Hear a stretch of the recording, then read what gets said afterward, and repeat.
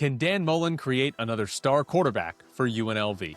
What's up? This is Technically Correct with Tyler Bischoff. On today's show, UNLV has a new quarterback. How good will he be? The Golden Knights are suddenly in a tight division and playoff race, and the Raiders might be tipping their hand as to what kind of coach they want to hire. You know what one of the obvious signs that the college football calendar is stupid? Is that there's a college football playoff semifinal, well, two of them, this week. And the biggest news throughout the week is about kids in the transfer portal and where they're going to end up playing. Because the offseason happens during what should be the biggest games of the year. Obviously, there's problems with players and coaches and when they leave and the actual games, but just the news cycle tells you that it's broken because we shouldn't be talking about players changing teams when we're about to have the three biggest games of the entire season. Here we go. For UNLV, though, they got to be in the transfer portal, and they got a quarterback. Jackson Arnold is officially coming to UNLV. He is transferring in from Auburn. Here's what you need to know about Jackson Arnold. He was a five-star recruit out of high school. He has been in college football for 3 years. 2 of those he spent at Oklahoma, 1 at Auburn. He was, at one point, the starting quarterback at both places. He also got benched at both schools. Not great, but if he hadn't gotten benched, he's probably not going to UNLV. If you want to, because I find this interesting, compare to Anthony Calandria at Virginia. Just looking at sort of the normal stats, completion percentage was about the same for Calandria at Virginia as it has been for Arnold between Oklahoma and Auburn. Calandria's touchdown percentage, that's the percentage of passes that were touchdowns, it's 4.6% at Virginia. For Arnold, it's been 4.2%, so pretty similar. One big advantage for Arnold, throws fewer interceptions. Only 1.5% of Arnold's passes have been intercepted, where Calandria at Virginia, it was 3.5%. Yards per attempt is higher, almost a yard higher for Calandria, so that either means he was throwing the ball down the field more, or they just had more yards after the catch at Virginia. But for basic stats, Calandria and Arnold put up very similar numbers before coming to UNLV, right? It's not a big difference in what those two did at power conference schools before transferring in to UNLV. Now, for Arnold this past season, if you go by Pro Football Focus grade of the 16 SEC quarterbacks that were graded, he was 14th. If you go by EPA per play, it's expected points added, by the way, he was 12th. So compared to other SEC quarterbacks, Jackson Arnold was bad. He was not a good quarterback in the SEC. Compared to all of college football, he was outside the top 100 in both PFF grade and EPA per play. So comparing him to all of college football, he was bad, was not good last year. I think that's one of the big takeaways here is that Jackson Arnold has not been a good quarterback at the college level, but neither was Calandria, and Calandria had one of the best seasons that anybody's ever had at UNLV this past year. I think there's a big equalizer here for a UNLV quarterback, and the best way to sum it up is strength of schedule numbers. Jackson Arnold was bad. Auburn's strength of schedule was 13th. They played the 13th hardest schedule in college football. You want to know what UNLV's was? 125. UNLV played one of the 20 easiest schedules in college football. And to continue the comparison to Calandria, when his last year at Virginia, their strength of schedule was 36. So not quite as good as Auburn's, but still much better than what UNLV just played. We all know this. The Mountain West is a drop-down, but the new Mountain West and UNLV's non-conference schedule, they're probably going to have a strength of schedule that's like 120th again next season. And those are numbers that I think contrast it very, very well. So I don't think Jackson Arnold is going to be better than Calandria. That's largely based on Calandria being awesome. He was genuinely awesome for UNLV. But I do think it's fair to guess that Jackson Arnold can be a good Mountain West quarterback, and his numbers at Auburn are going to be a lot better just because the opponents played are going to be much worse. And honestly, I think this comes down to coaching, right? If you remember, when Calandria came to UNLV, there were a lot of Virginia fans that actually thought Calandria was going to be pretty good, just blame the coaching. Comes to UNLV, Dan Mullen creates this great season with Anthony Calandria. And I've talked about this before. Dan Mullen has a very strong history of good quarterback play. When he's been a quarterback's coach, an offensive coordinator, and a head coach at all three levels, he's done it. And he's done it at different schools, right? The big three names are Alex Smith, Tim Tebow, and Dak Prescott, right? Those are the big three names to know when he was a QB coach, when he was an OC, and when he was a head coach. But he's also had other guys. Chris Leak at Florida had at least one awesome year. There's a guy named Nick Fitzgerald at Mississippi State that had a really good year under Dan Mullen. And then obviously Anthony Calandria. So the big names, the NFL talents, is Tebow an NFL talent? He won some games, won a playoff game. So yeah, the NFL talents, obviously, but he's also done it with guys that aren't NFL talent. So what Mullen has done in his career, I think, is a valid, simple reason to just look at Jackson Arnold and say, okay, Dan Mullen will make it work. Similar in terms of production to what Calandria did, and we saw what Mullen did with Anthony Calandria. So even though Jackson Arnold doesn't really have this sparkling career, I do think you can be optimistic about it. Last thing on Jackson Arnold, because I enjoyed this very much. Ed Graney at the RJ, he wrote a story about Jackson Arnold, talked to Dan Mullen, and Dan Mullen said, I'm really excited. He was a guy last year who we paid really close attention to. When I got hired here, he was at the top of our list and ended up going to Auburn. So I love this quote because first off, Dan Mullen's kind of implying that they wanted Jackson Arnold over Anthony Calandria. He didn't say it outright, but he's kind of implying. When you say top of the list, number one, that means Calandria wasn't number one if this guy was at the top of the list. So I like that. I also love the idea of Dan Mullen and UNLV recruit Jackson Arnold last year. He goes to Auburn, right?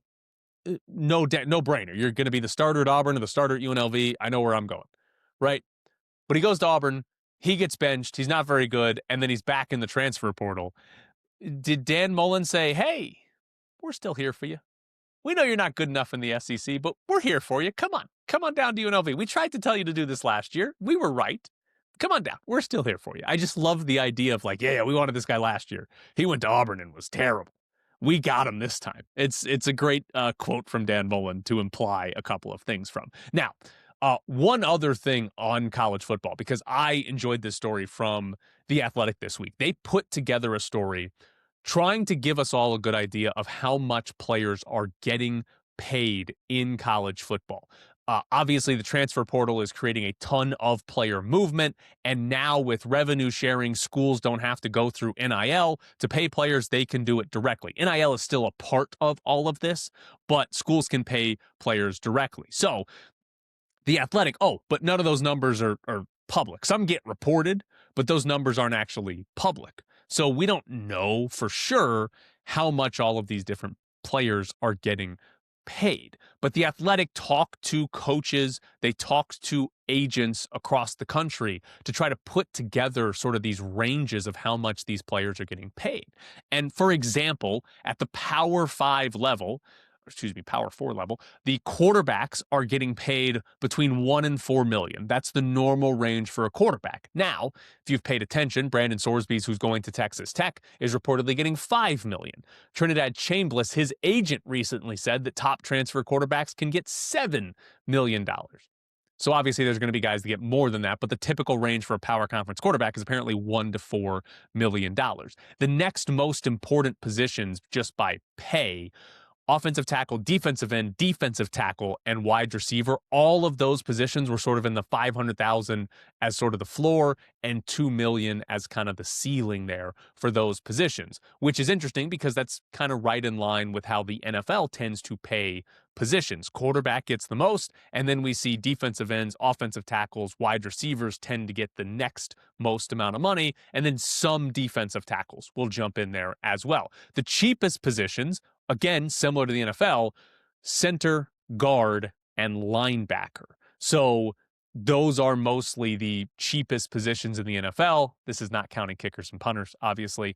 The interesting one to me, though, was running backs, because the running back range was $400,000 to $900,000, and we've seen it in the NFL. That is the position that has lost so much value over the last, 10 years? Is it 20 years now? And for college football, it's still not at the top, but it's not that far away from sort of that offensive tackle wide receiver range. It's close. And so the question is, right, how much do running backs matter? In the NFL, not that much. If you watch the Raiders this year, you saw exactly why.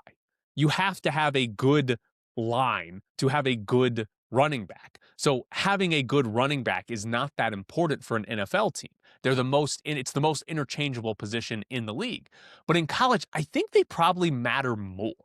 And again, not enough to put them up with, a defensive end type of importance, but they matter more. And again, I think one of the best examples is Ashton Genty and what he did at the college level with Boise State. I think that's a perfect example for both the NFL and the college value of running backs. Now, if I were building a college roster and I had a budget, right? I know some of these schools look like they don't have budgets, but if I was running a college roster and I had a budget to put together, I'm still probably going really cheap on running back, right? I'm still probably like, I'd rather spend that money on another offensive lineman or a corner or something like that as opposed to running back. But I do think it has a little bit more importance. The other big part of that story from The Athletic is they focus a lot on the power conference players, but they did give us a breakdown of the group of 5 positions. And one of the examples, to use quarterback, remember the power conference pay range was about $1 million to $4 million. At the group of 5 level, it's $500,000 to $600,000. So we're talking like even at the group of 5 level, your average quarterback's getting half of what the cheapest power conference quarterback is getting. And it's exactly why Anthony Colandrea should have left UNLV, right? He ends up at Nebraska. I guess you needed some sort of promise, but if he knew that he was going to end up at a power conference school, it's a pretty easy decision where, hey, at the group of 5 level, I can kind of max out at $500,000. Even if I'm the lowest paid at the power conference level, I'm going to double that. So that gap is fairly large, and it's fairly similar on sort of a percentage basis for the rest of the positions. But that group of 5 range does not apply to all of the schools. And we know this because we just had a story a couple weeks ago where Wyoming had boosters or fans complaining that their NIL budget was less than FCS schools, right? Wyoming's NIL budget is less than what Texas Tech is playing Brendan Swordsby.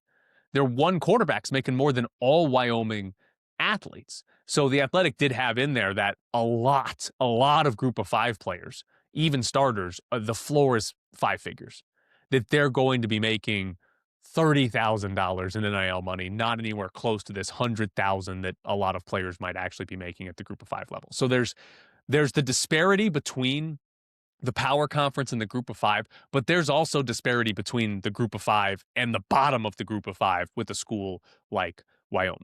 Now, last thing on college football, because it is the playoffs, Ole Miss takes on Miami. Trinidad Chambliss, what a superstar he is. The best matchup here is Trinidad Chambliss and Miami defensive end Ruben Bain. Bill Connolly of ESPN actually wrote a story where he was ranking the top 25 players so far in the college football playoff. Number 1 was Ruben Bain. Number 2 was Trinidad Chambliss. Ruben Bain has gotten like 25 pressures through 2 games in the college football playoff. It's insane. And Trinidad Chambliss, I didn't realize this stat. He got pressured 12 times against Georgia. Did not get sacked. Was 9 of 12 throwing the ball. That is insane. That is a wild stat. So you're going to get to see who's been the best defensive end go up against who's been the best quarterback in the playoffs in this game. Ole Miss's offensive line and Miami's defensive line were both top 5 in pressure rate this year. Ole Miss doesn't allow it. Miami creates a ton of it.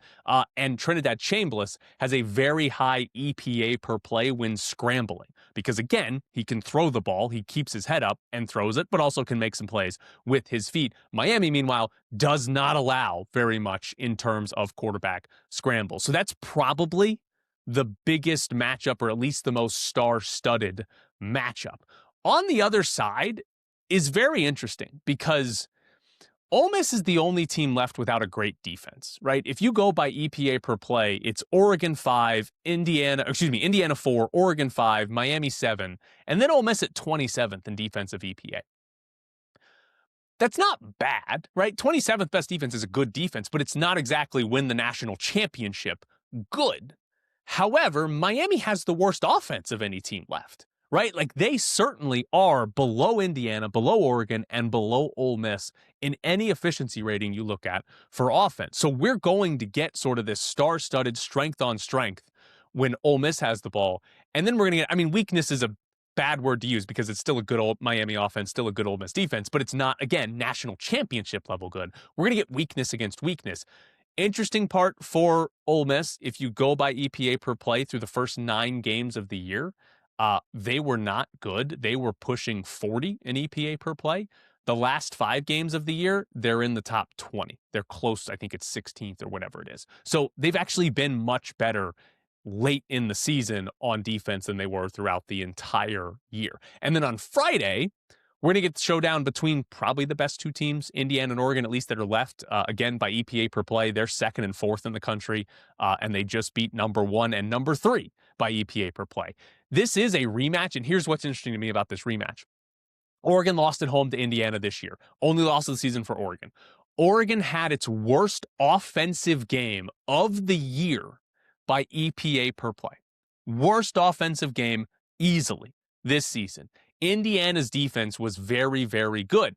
However, they won the game, but Indiana's offense was not that good against Oregon. It was their 3rd worst performance of the season. So there is genuine reason to believe that Oregon can do a lot to slow down and stop Indiana's offense, right? Like that absolutely could happen in this one because both offenses struggled in that first matchup. And again, they're going against 2 of the best defenses in all of college football. So I think we might get a defensive showdown, a defensive game between these 2, which will be annoying because part of the fun of watching this, especially here in Vegas, is we're going to see Fernando Mendoza and Dante Moore going head-to-head. Not technically head-to-head, but you know what I mean.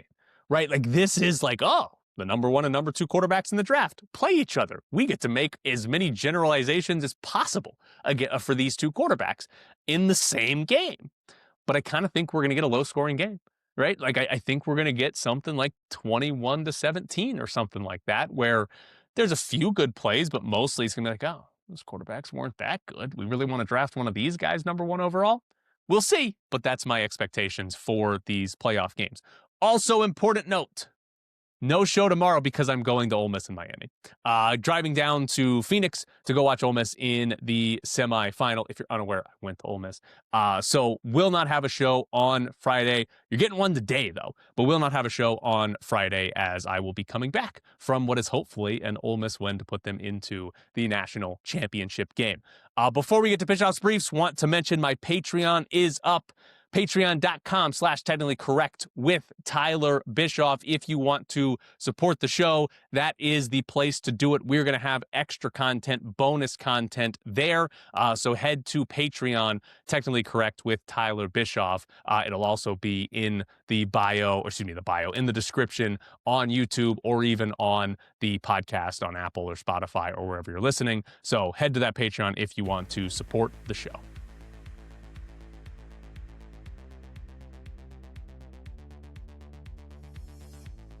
I thought I was going to do a short show today, but apparently I'm a yapper. I can talk for a long time. I didn't think I was going to do that long on college football to start the show, but damn, it was, 18 minutes or something like that. So maybe I'm good at this. Or maybe not. Maybe you think I droned on too long. Hopefully not. So, Bischoff's Brief, starting with the Raiders, because Patrick Graham, the defensive coordinator of the Raiders, the Commanders want to interview him for their defensive coordinator position.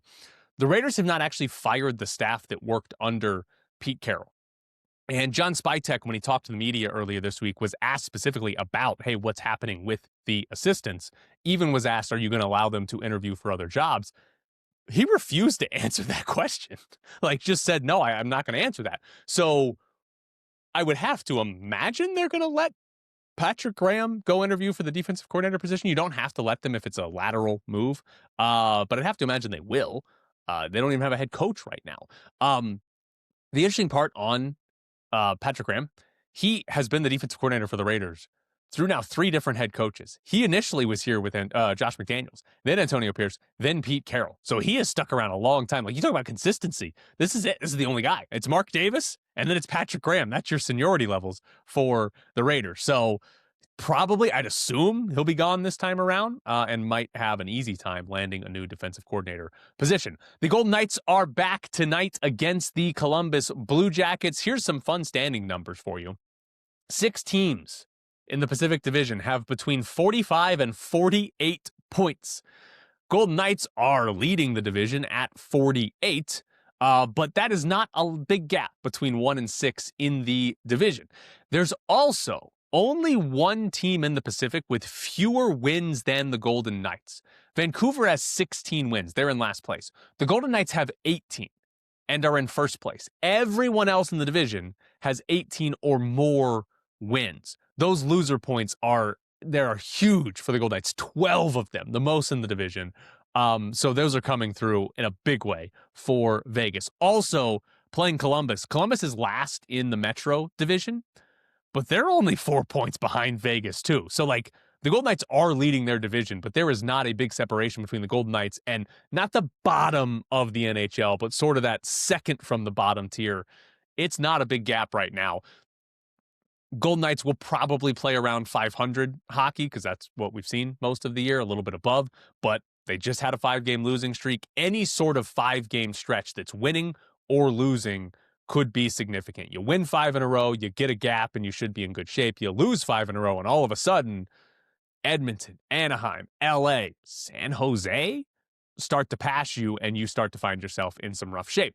Also, I was wrong about the Olympics. The Golden Knights have more Olympians. Akira Schmid is on the Swiss team. Jesse Granger tweeted this out. I didn't realize this. He's the only the only Swiss goalie to play in the NHL in the last 6 seasons. So I guess that's an easy one for Switzerland to take Akira Schmid to the Olympics. Also, Jonas Ronbjerg is going to be on Team Denmark. Ronbjerg is with the Henderson Silver Knights, so kind of counts. He's played with the Golden Knights plenty, but kind of counts as a Golden Knight going. So you're going to have, between Golden Knights and Silver Knights, United States, Canada, obviously, Tomas Hertl with Czechia, Switzerland, and now Denmark, all with some sort of representation for this organization. So if you're going to watch the Olympics and you're going to watch Olympic hockey, you'll have a lot of Golden Knights to cheer for. But let's be real, you should be cheering for Team USA, unless you're one of these weirdos listening to me in Canada. Thank you. UNLV football. We have more transfer news, by the way, because they didn't just land Jackson Arnold. They landed an offensive lineman from Baylor in Colton Thomason. He initially was at Texas A&M, then went to Baylor, was at Baylor for the last 2 years. He only played 41 offensive snaps, according to PFF, the last 2 years at Baylor. So not much there. They also got a defensive back from Arizona State, Tony Lewis in Cuba. He played 54 defensive snaps this season for ASU, and 49 of those came in the bowl game, so only 4 through the regular season. So what you're getting in both of these players is power conference players that have basically no experience. So what are you actually going to get from them? Don't know, right? Jackson Arnold has some experience. We've seen Jackson Arnold play. There's actual numbers out there for these two. It's basically nothing. So how good will they actually be? We'll see. Also, quick side note. When I say Texas A&M, I swallow the S in Texas, and I don't know why, but I just realized I do that like a couple of weeks ago, and it annoys the hell out of me. I always say Tex A&M.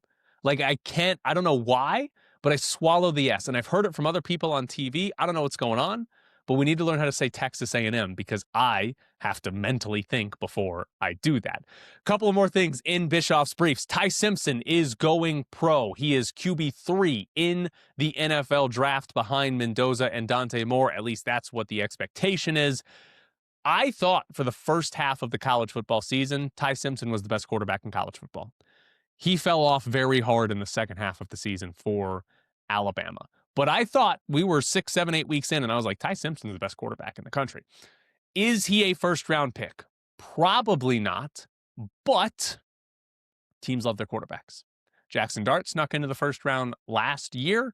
Ty Simpson does feel like a quarterback that could get taken in the first round if somebody convinces themselves of it, especially if a team trades up into the second round that wasn't able to get Mendoza or more at the very top of the first round. So probably not, but I don't think it's out of the question that Ty Simpson does end up as a first-round pick. I'd be curious, sort of, he makes the decision to go pro. What notes, what comments has he gotten about his draft stock? Like, have teams told him, yeah, we see you as a first-round pick, or have they just said, hey, we see you as a day 2 pick, so rounds 2 or 3? And is that enough for him to say, all right, I'm going pro, pick me in the second or third round, that's fine. I'll be happy with it. I don't know.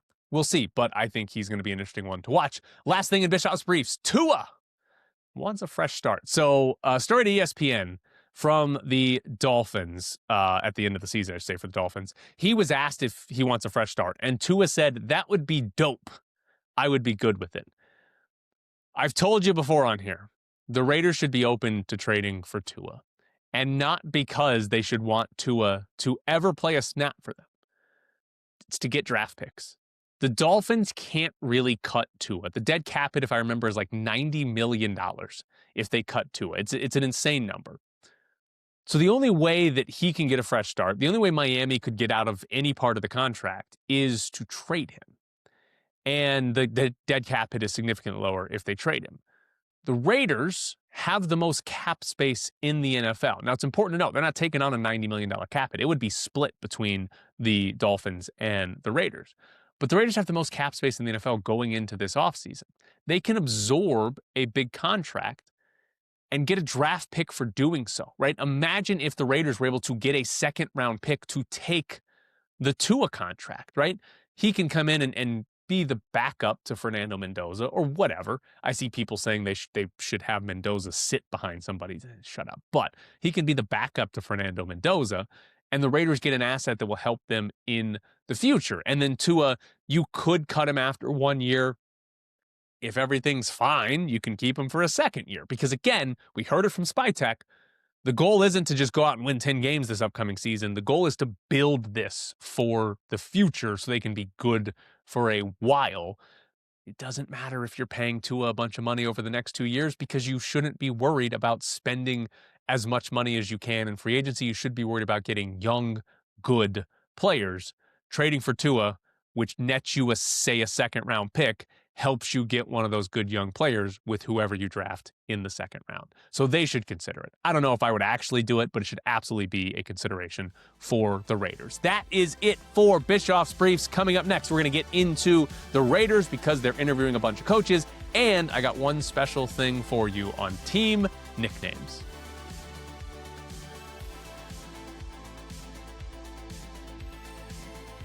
The Raiders need a new head coach after firing Pete Carroll, and they have started requesting for interviews. So far, what's been reported by ESPN or NFL Network, we've talked yesterday about the Broncos ones. Vance Joseph is coming in on Thursday.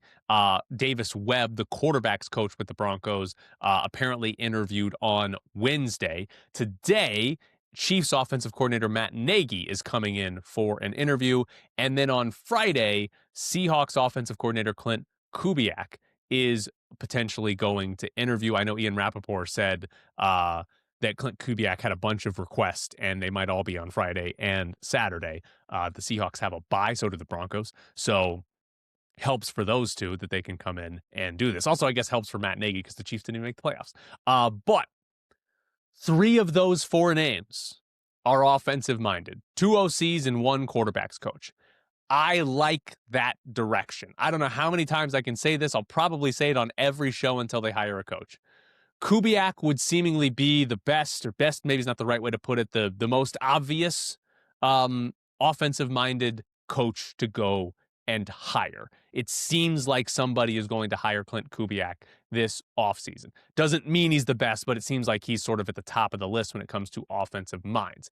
Matt Nagy would be interesting. He'd be getting a second chance at being a head coach. He was in Chicago, and if you remember, not terrible. They went to the playoffs twice in 4 years, and his overall record was 34-31. Now, they got like sort of worse as those 4 years went on, but quarterbacks were Mitch Trubisky and then Justin Fields in the final year.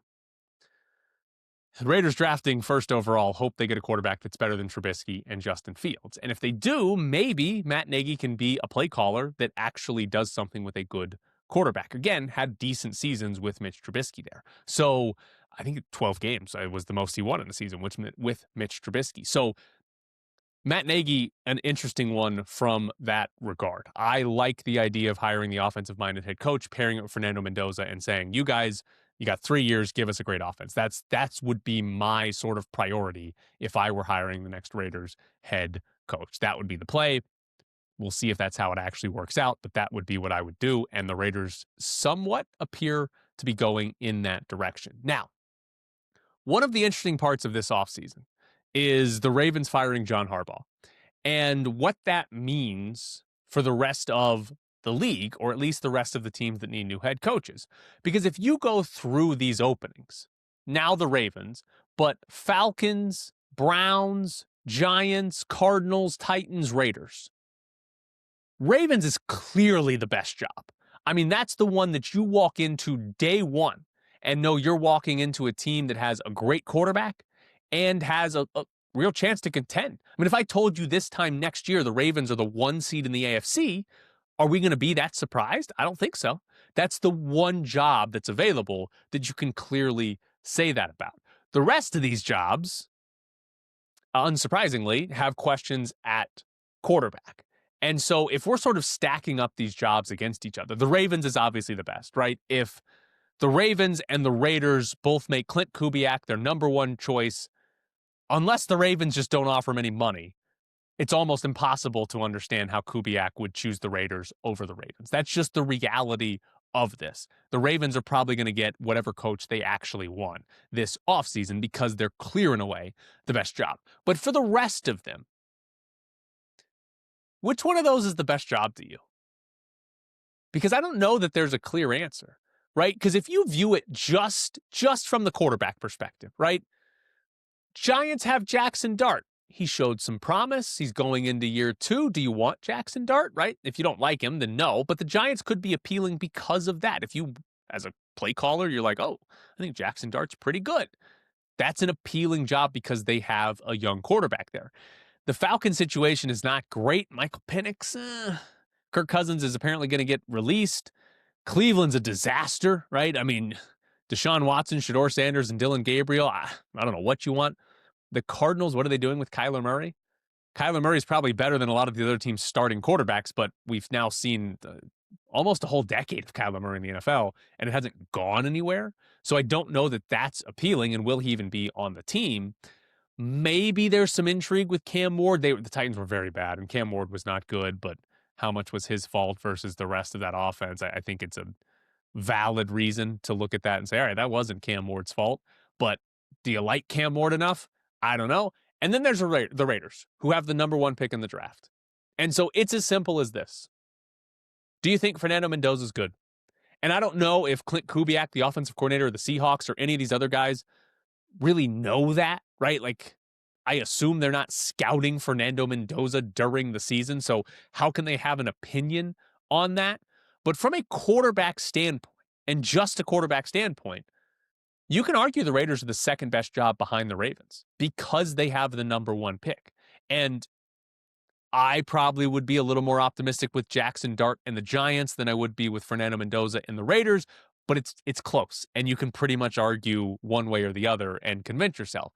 So just based on quarterback, Raiders are in a pretty good spot. And if they're looking for an offensive-minded coach, that could go a long way to helping them land a coach that maybe would have gone to the Giants or the Cardinals or the Titans or something else by saying, hey, number 1 pick. Who do you want? Fernando Mendoza? Sweet. He's yours. Come coach him up. Outside of quarterback,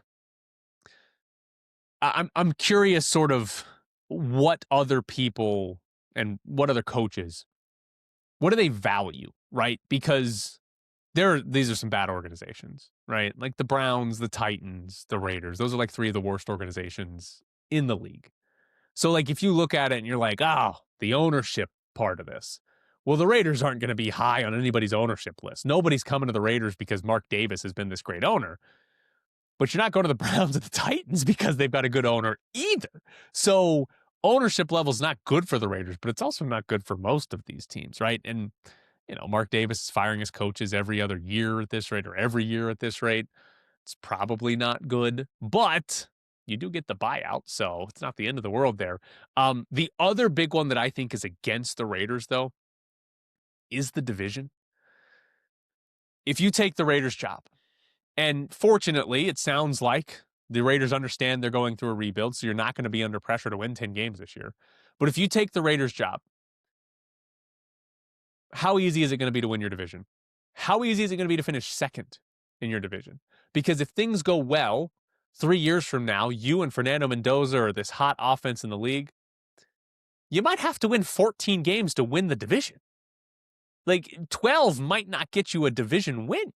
Whereas the Falcons or the Titans can look at their divisions with a lot more optimism, right? That the opponents are bad. Even the Giants and the Browns probably have easier paths to winning their division than the Raiders, or at least easier paths to second and a wild card spot. I think only the Cardinals are probably in the same boat as the Raiders, where you look at it and you say, all right, McVay and Shanahan are in the division. I guess McVay might retire, but McVay and Shanahan are in the division. Niners and Rams are probably going to be pretty good while they have those head coaches. Seattle's actually the team that won the division this year. How real is McDonald and Darnold? We'll see, but the Cardinals are in a pretty bad spot as well, where you look at it and you're just like, oh, there's not other bad teams. We gotta surpass 3 good teams to win this division. So I do think that would be a negative if you were looking at this from a coaching standpoint. And then there's other stuff like, is Las Vegas a positive or a negative, right? That's going to be dependent on the coach. Do you want to be in Vegas? Would you look at it and say, I'd rather be in New York? I'd rather be in Nashville? Surely we can all agree it's better than Cleveland, right? They're all better than Cleveland, right? Okay. So we'll see. In the past, we've seen Vegas rank really low on sort of the open jobs, where would you want to go? There's really been no reason to come to Las Vegas. And we saw Ben Johnson last year took the Chicago job without even taking an offer from the Raiders. But this year, the Raiders should not be the worst. In fact, outside of the Ravens, I think you can argue it's the best. With the number 1 pick, it's at least not the worst and should be pretty high on most of these lists for who has the best job opening in the NFL. Again, after the Ravens. All right, last thing on the show today. I said yesterday that the Athletics should change their name. Las Vegas Diamonds? Because their name is bad. They have the trademark issue. It's probably going to go away. It's probably not going to be a real issue.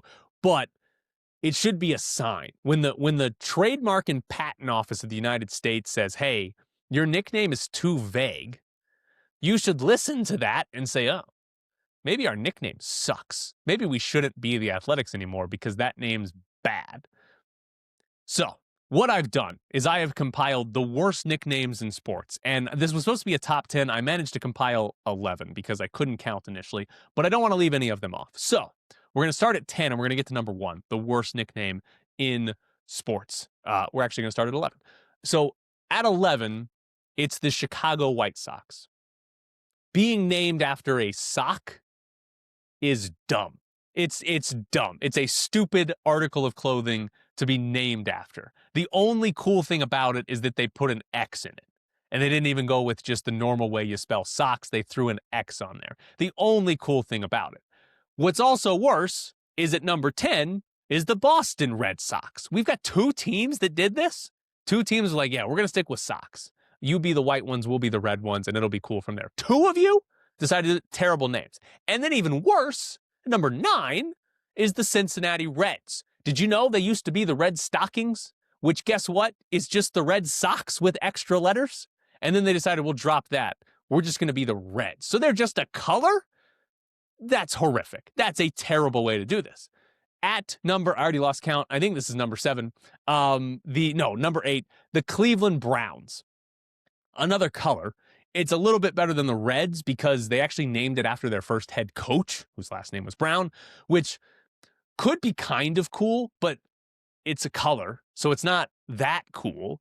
And their main color's orange. They don't even lean all the way into the brown part of it. It's stupid. Don't be the Browns. That's a terrible name. Then we have a huge tie for third place. We have 5 teams that all do the same exact thing. 5 of them. Huge tie for third place. These 5 teams are the New York Yankees, the New York Mets, the Philadelphia Phillies, the Houston Texans, and the Montreal Canadiens. All of those teams, their nicknames are just the names of the people from the area in which the team plays. We don't need that. You've got a city name. We don't need your nickname to be the Phillies when your city name is Philadelphia. We figured out where you're from the Philadelphia part. Houston Texans is an abomination because Houston isn't all of Texas, but their nickname is Texans? That's horrendous. Same logic applies to the Montreal Canadiens and whatever pompous crap they're trying to do up there. Yeah, try winning a Stanley Cup in color television, Montreal Canadiens. Yankees, Mets, it's all bad. All of it's bad. If your team has a city name, we don't need your nickname to tell us the same information the city name does. Terrible nickname. At number 2, the Brooklyn Nets. Now, I know there was some alliteration when it was the New Jersey Nets, but they're no longer the New Jersey Nets, and you can change your nickname. But even still, when they were the New Jersey Nets and now the Brooklyn Nets, they picked a piece of equipment to name their team after, and it was a lame-ass piece of equipment in the Nets. The only redeeming factor, right? This was number 1 on my list, but I bumped them down to number 2 because I did read this. I knew this, but I read it and I was like, yeah, that's kind of a good point. You do have the Mets and the Jets in the New York area, right? And it is a little cool to be a fan if you're a fan of those 3 teams. Well, it's probably not cool to be a fan of those 3 teams because they all suck. But it is kind of cool if you're like, oh, my teams are the Mets, the Jets, and the Nets. That seems fun. So they didn't take the worst spot because they have one redeeming quality, which leads us to number 1. And if you haven't figured it out by now, I don't know what you're doing. It's the Athletics. It's the worst name in sports, right? All those other names are at least something. It's a color, it's an article of clothing, it's a piece of equipment, it's the people, it's something. They might be stupid, but it's something. The Athletics is just a synonym for sports. I can't get over that. I cannot explain to you how stupid that is. Somebody was like, I've got a sports team. What do? We play baseball. It's a sport. What are we going to name our team? The Athletics. We're going to call our team the Sports. That is so dumb. That is unbelievably dumb. You have those friends, or you see them online, who make fun of sports fans by saying sports ball, and they intentionally talk about, like, the wrong terminology. They watch the Super Bowl, and they say, oh, did he have a home run? Right? That's what it sounds like when you name the team the Athletics. That annoying friend who thinks it's cool to not like sports and wants everybody to know he doesn't like sports. Like, what are you going to name? Oh, Athletics. What are you in? I'm into athletics. That's what I like. Get over yourselves. It's a terrible name. They should change it even if they weren't moving to Las Vegas, but definitely relocating. You've got a chance to rebrand, change the nickname. Athletics is the worst nickname in major professional sports here in America. It's terrible. Change it. This has been Bischoff's Briefs. Again, no show tomorrow. I will be driving back from what hopefully is an Ole Miss win over Miami. Thank you so much for tuning in.